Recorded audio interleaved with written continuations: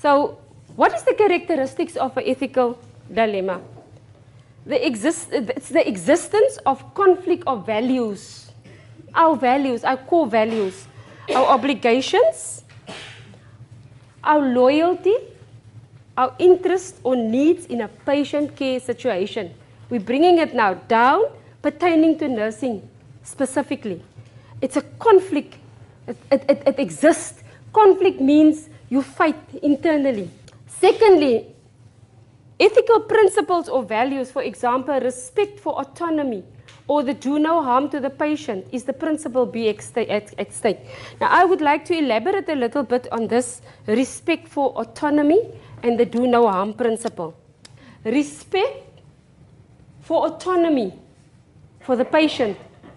That thing where we come and we just do something to the patient without really asking permission because we get so used to it. Autonomy for the patient to decide what can happen to his body. He has the right to decide until he gives his last breath. He has the right to decide, I don't want the morphine. I do not want the life support system. I do not want to be resuscitated on. But that in itself sometimes poses a conflict situation for us as the professional. Because sometimes we know of better. We know of better. Stopping the ventilator, if the patient says, I don't want this anymore, we know he's going to die now. But if the patient wants it, it's his autonomy that rule. But on the other hand, the do no harm beneficence principle tells us that we mustn't do harm to patients. So can you see the conflict situation which arises now? That you know of better, of the do not do harm, but also the right of the patient for self-autonomy, for his decisions for himself. And that on its own creates a conflict situation. Let me give you an example. With all due respect to any religion, religions that may be here.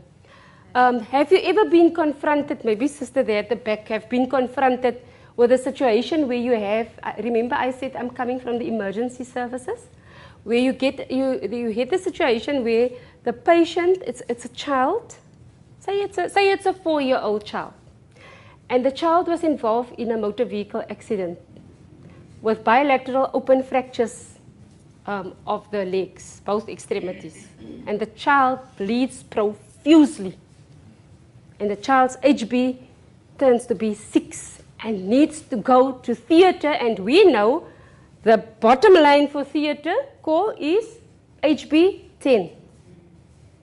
And the child's parents are Jehovah's Witness. They say, we do not believe our origin of faith says that we may not receive blood from any other person. Can you see the autonomy? Okay, in this, say for example, we change the situation and it's a 40-year-old man. The autonomy, his autonomy to rule over his own body says, I do not want blood. The conflict situation comes for the doctor and the nurse, but we do not want any harm to the patient, and we know of better. You have to receive blood before you go to theater, because how are we going to give you oxygen? It won't be carried by, we need blood, we need hemoglobin. Have you ever been confronted in a situation like that? And we have to respect that. Respect for the autonomy of the patient, right? Then there's the third characteristic is the situation involves the values of all key individuals participating in the situation. For example, the members of the disciplinary team. Another one, a tough one. I had a situation with a student of mine. She came to me and she told me that she is pregnant. She's 12 weeks or 11 weeks pregnant. She's not sure if the child is from her husband because they have problems, and she's with the other man. Sister, can you refer me? Where can I get in this place where we are now? I want an abortion. Now that this child has been referred, right? She's in distress because she now wants autonomy to rule for her own body. Okay? I have my set of moral values, what I believe. The doctor that I refer to for evaluation is maybe a pro-life doctor also, having his own set of values about abortion. The sister working in the clinic who has to lock out the Cytotec tablets to start the abortion for her, she has her own set of values. Can you see the multidisciplinary team involving in one person, everyone with their own set of values and norms? In Afrikaans, we call it a waardeuitklaring, value clarification, that we must make for ourselves when we come to do nursing.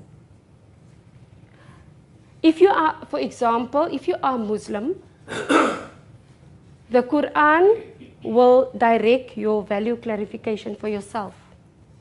If you are Christian, the 10 Commandments normally directs our value clarification.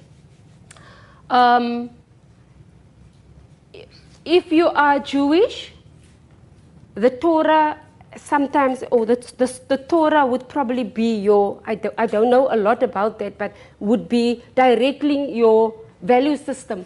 Because our morals and our values come from how we were raised, and ultimately the relationship with the upper being, the higher being. So can you see how everyone comes from different directions and walks of life to come and do nursing, but at the end of the day we work with a patient who has to rule for himself and his own body. And that creates a big conflict within our. Sometimes I used to work in a rural upcountry in my hometown. And if you are exposed to, or you obtain, or you get a stabbed neck, or a stab in the heart, a pericardial stab wound, you die. Because there's no life support. You see, you can open the patient's thorax with the emergency thoracotomy, and you can suture that little hole in the heart, and then what then? I'm asking then, what then?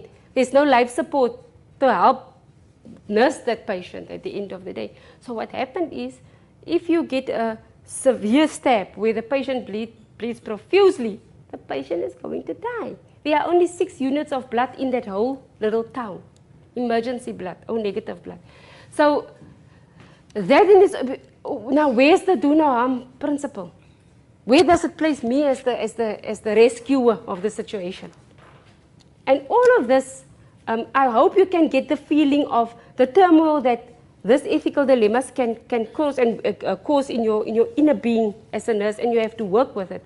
Other situation is, our registered nurses will agree with me.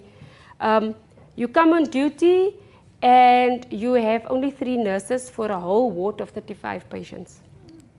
How is it possible? You may be 1 registered nurse and 3 auxiliary nurses.